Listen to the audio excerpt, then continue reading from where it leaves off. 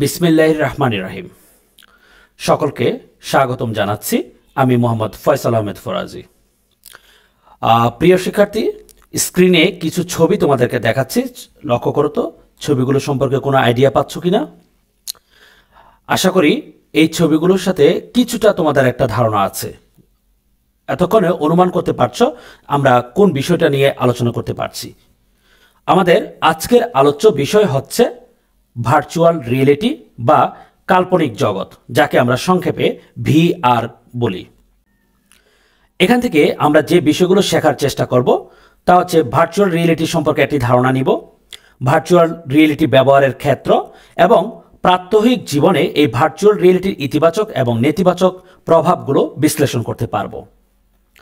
প্রথমে আমরা আসি ভার্চুয়াল রিয়েলিটি।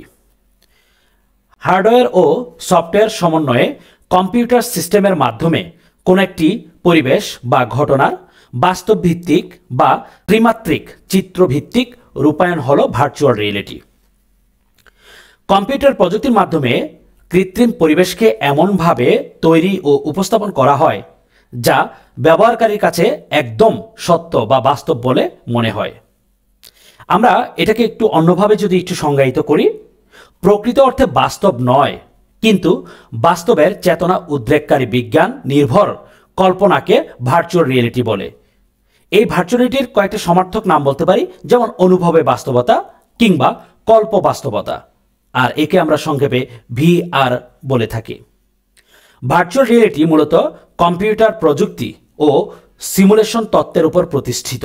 এতে ব্যবহৃত সফটওয়্যারের মধ্যে অসংখ্য উল্লেখযোগ্য সফটওয়্যার আছে, যা কয়েকটি যদি আমরা বলি Vizard, VR toolkit, 3D studio max, Maya ইত্যাদি। ছবিগুলো একটু লক্ষ্য করো। এই ব্যক্তির নাম হচ্ছে মর্টন এল হেলগে। কি করছেন ইনি? সর্বপ্রথম ভার্চুয়াল রিয়েলিটি আত্মপ্রকাশ করেন। কবে? 1962 সালে। কিভাবে? মর্টন এল হেলগের তৈরি সেন্সোরামা স্টিমুলেটর নামক একটি যন্ত্র, সেন্সোরামা স্টিমুলেটর, এটি একটি যন্ত্রের নামক এক যন্ত্রের মাধ্যমে। তার মানে এই যে জায়গাটা খেয়াল করে দেখো যে সর্বপ্রথম কে ভার্চুয়াল রিয়েলিটি আত্মপ্রকাশ করেন? মর্টন এল হেলগে। কত সালে? 1962 সালে। এবার আমরা আসি ভার্চুয়াল রিয়েলিটির উপাদান সমূহগুলো কি কি। ভার্চুয়াল রিয়েলিটির উপাদানগুলোর মধ্যে এক নম্বরে হচ্ছে head mounted display, data globe, একটি পূর্ণাঙ্গ বডি স্যুট, উচ্চ মানের অডিও ব্যবস্থা, এছাড়াও বিভিন্ন ধরনের সেন্সর। ভার্চুয়াল রিয়েলিটির বৈশিষ্ট্যগুলো কি কি? 1. কৃত্রিম পরিবেশে ত্রিমাত্রিক ইমেজ তৈরি হয়। 2. কৃত্রিম পরিবেশ হলেও অনুভূতি বাস্তবের মতো মনে হয়। 3. কম্পিউটার প্রযুক্তি ও অনুকরণ বিদ্যার প্রয়োগ। 4. ব্যবহৃত সফটওয়্যারগুলো, যেমন কিছুক্ষণ আগেও বলেছিলাম Vizard, VR toolkit, 3D studio max, Maya ইত্যাদি। ভার্চুয়াল রিয়েলিটি অবশ্যই বিশ্বাসযোগ্য, ইন্টারেক্টিভ, কম্পিউটার নিয়ন্ত্রিত, অন্বেষণযোগ্য এবং নিমগ্নযোগ্য হতে হবে। এবার আমরা আসি ভার্চুয়াল রিয়েলিটির প্রভাব। কোন কোন ক্ষেত্রে ভার্চুয়াল রিয়েলিটি প্রভাব বিস্তার করে? যেমন প্রকৌশল ও বিজ্ঞান। বিজ্ঞানের জটিল জটিল বিষয়গুলো নিয়ে গবেষণা করতে পারে, এমনকি দৈনন্দিন জীবনে বিজ্ঞানের ব্যবহার বৃদ্ধি, সহজীকরণ কিভাবে করা যায়, ফলাফল কিভাবে প্রস্তুত করা যায় এবং বিভিন্ন যন্ত্রপাতি কিভাবে ব্যবহার করা যায়, এই বিষয়ে তুমি দক্ষতা অর্জন করতে পারবে। খেলাধুলা ও বিনোদন। ভার্চুয়াল রিয়েলিটির মাধ্যমে বিভিন্ন খেলাধুলার নিয়মকানুন সম্পর্কে তুমি ধারণা পেতে পারো। পাশাপাশি কম্পিউটারের সাথেও কোনো খেলায় অংশগ্রহণ তোমার জন্য সহজ হয়ে যাচ্ছে। এছাড়া দ্বিমাত্রিক বা ত্রিমাত্রিক সিমুলেশনের মাধ্যমে নির্মিত হচ্ছে ঐতিহাসিক সব ছবি। সবার কাছে জনপ্রিয়তা অর্জন করেছে এই বৈজ্ঞানিক কল্পকাহিনী বা পৌরাণিক কাহিনী নির্ভর ছবিগুলোর স্ক্রিনে দেয়া আছে, খেয়াল করে দেখো। তাছাড়া কম্পিউটার ও যোগাযোগের ক্ষেত্র ভার্চুয়াল রিয়েলিটি প্রভাব বিস্তার করছে। কিভাবে? বিভিন্ন ধরনের কম্পিউটারের বা ইলেকট্রিক ডিভাইসগুলোর সার্কিট বা ডায়াগ্রাম তৈরির ক্ষেত্রে, কম্পিউটার হার্ডওয়্যার এবং সফটওয়্যারের ক্ষেত্রে ভার্চুয়াল রিয়েলিটি প্রভাব বিস্তার করছে।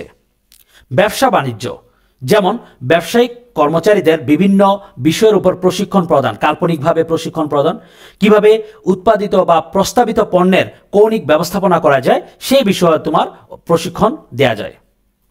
শিক্ষাক্ষেত্রে ভার্চুয়াল রিয়েলিটির প্রভাব। শিক্ষা গ্রহণ ও প্রদানের ক্ষেত্রে ভার্চুয়াল রিয়েলিটি অনেক প্রভাব বিস্তার করছে। এর মাধ্যমে শিক্ষার জটিল ও কঠিন বিষয়গুলো খুব সহজে উপস্থাপন করা যাচ্ছে।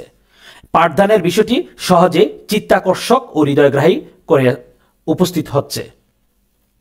স্বাস্থ্যসেবার ক্ষেত্রে ভার্চুয়াল রিয়েলিটি।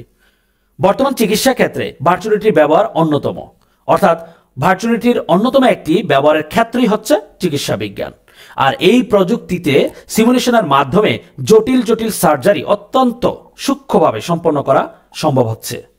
চিকিৎসকদের নতুন চিকিৎসা সম্পর্কে ধারণা অর্জন বা প্রশিক্ষণের ক্ষেত্রে ভার্চুয়াল রিয়েলিটি ব্যাপকভাবে ব্যবহৃত হচ্ছে। বিভিন্ন ধরনের গেমস তৈরি, ভার্চুয়াল রিয়েলিটির ব্যাপক প্রয়োগ হচ্ছে গেমস তৈরিতে। বাজারে প্রচলিত অধিকাংশ গেমসই এই মডেল অনুসরণ করে তৈরি করে, যেমন ভার্চুয়াল স্পোর্টস, ভার্চুয়াল পুলিশ কপ ইত্যাদি। গাড়ি চালনা প্রশিক্ষণ অর্থাৎ ড্রাইভিং প্রশিক্ষণের ক্ষেত্রে ভার্চুয়াল রিয়েলিটি প্রভাব বিস্তার করছে।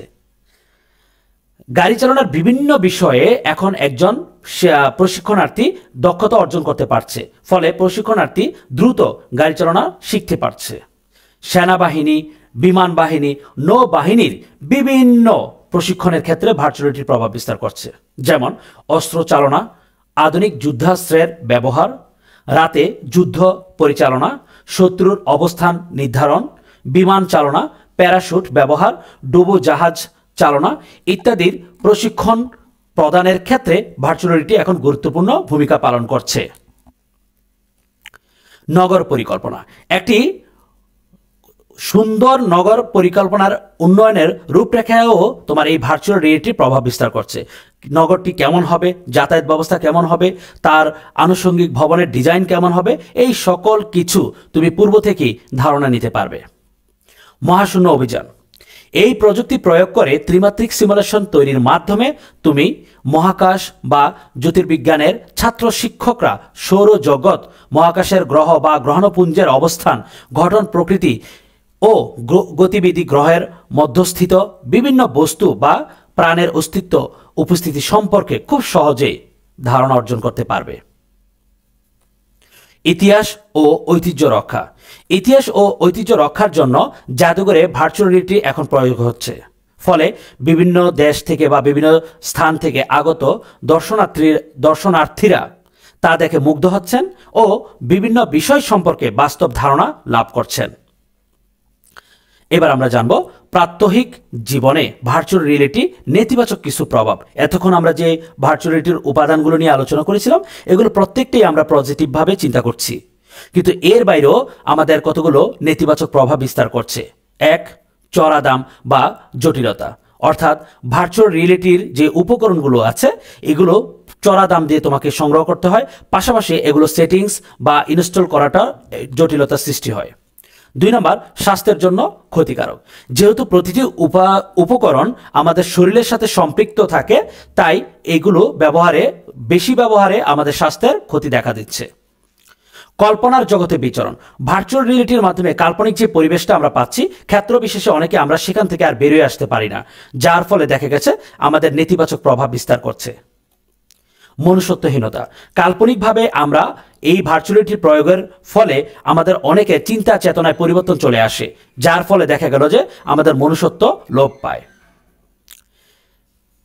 ভার্চুয়াল রিয়েলিটি থেকে আমরা যে সকল প্রশ্নগুলো ফেস করতে পারি, যেমন ভার্চুয়াল রিয়েলিটি কি, এখান থেকে একটা অনুধাবন প্রশ্ন আসতে পারে, বাস্তবে অবস্থান করে কল্পনাকে ছুঁয়ে দেখা সম্ভব। এছাড়া আরেকটা অনুধাবন প্রশ্ন তুমি পেতে পারো, ভার্চুয়াল রিয়েলিটির মাধ্যমে নিরাপদে ড্রাইভিং প্রশিক্ষণ। এখানে ড্রাইভিং এর পরিবর্তে বিমান বা জটিল অপারেশন বা মহাকাশ অভিযান যে কোনো প্রশ্ন দিতে পারে। পাশাপাশি আরেকটা প্রশ্ন তোমার আসতে পারে, ফ্লাইট সিমুলেশন কি, এবং যদি উচ্চতর দক্ষতা এটা টার্গেট করে বা প্রয়োগের ক্ষেত্রে, অর্থাৎ আমরা যদি সৃজনশীলের প্রয়োগ বা উচ্চতর দক্ষতা চিন্তা করি, তাহলে বলতে পারি এরকম যে ভার্চুয়াল রিয়েলিটির নেতিবাচক দিকগুলো তুলে ধরো বা বর্ণনা দাও বা তোমার ভাষায় ব্যক্ত করো। এখান থেকে আমরা এই প্রশ্নটাও পেতে পারি। প্রিয় শিক্ষার্থী, সকলকে ধন্যবাদ।